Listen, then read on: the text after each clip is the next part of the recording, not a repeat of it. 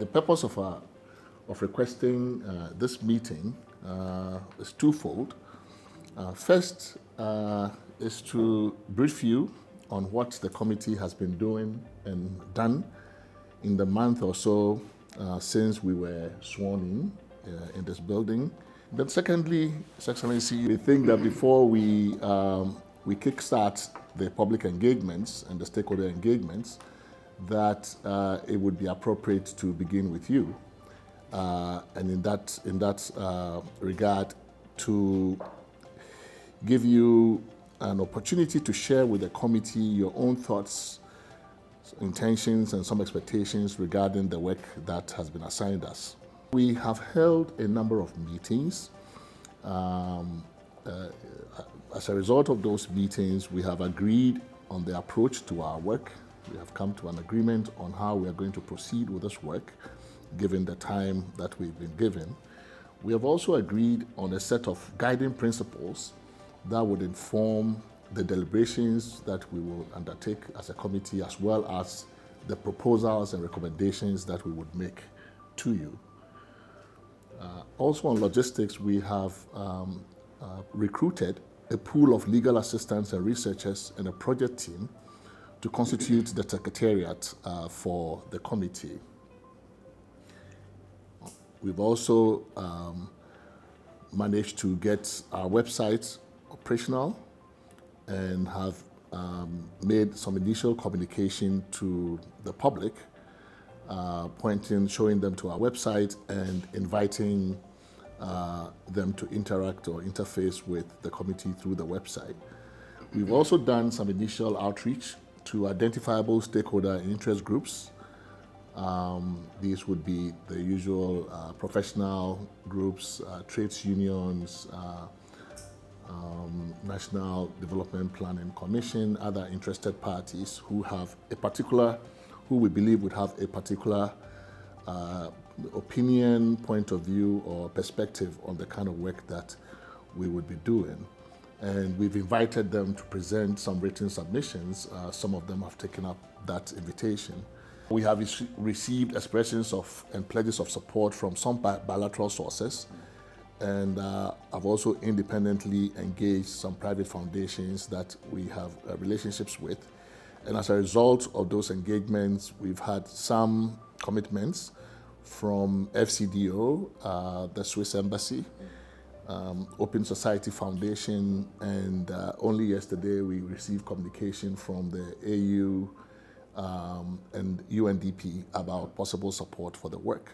In terms of our approach, given the time, and we also think in the interest of efficiency, that we would not engage in a clause-by-clause review of the Constitution. We will focus only on those, basically from a governance approach, look at where the problems are, and to see if there is a way in which either the Constitution in relevant parts is part of the problem or a part of the solution. I believe this is our best opportunity to be able to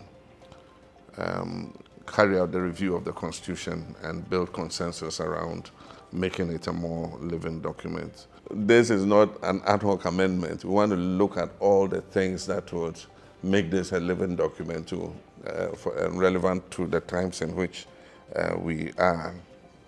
As you said, Fiajo report, white paper was issued, and then this Chairman's Sabunso report become the source documents for the work that you're starting. So it's not like you're starting from scratch, so it makes it easier for us to synthesize, listen to the public again, and see what new ideas have come up. They say wisdom does not exist in one head, but in as many people as possible. So off the top of my head, several issues, have come. One, to do with election of district chief executives. That has been an issue that has been canvassed over and over again. There's also the issue of Article 71, office holders. And there are emoluments being different from ordinary mortals. And so that's a vexed question that you have to look at. For me, my personal opinion and the position of my party is that we set up an independent emoluments committee that will fix everybody's emoluments from the watchman right to the president. It is more transparent, it is more equitable. Then we also must look at issues of strengthening our anti-corruption issues. This must be an opportunity for us to strengthen issues to do with the fight against corruption. Of course, there are other issues that have come where people have gone to the Supreme Court for interpretation. And so if we can take opportunity of those rulings and tighten the Constitution so that we block whatever lacuna was in there that made it necessary to go to the Supreme Court. I agree with you on the National Validation Conference. At the time we wrote the manifesto and I made that promise, I did not yet have an idea how we're going to craft the whole thing. But I thought that, look, if there were these earlier documents that had dealt with constitutional review, we'll call a big conference and we'll put all the documents before them and then we'll discuss it. And once we are all agreed, then we'll take that. But I think that this is a better way to go. It's better to go to the people, validate some of the things that are in those documents, and maybe come up with some new ideas. And so the idea of doing the national validation conferences as you go zone by zone.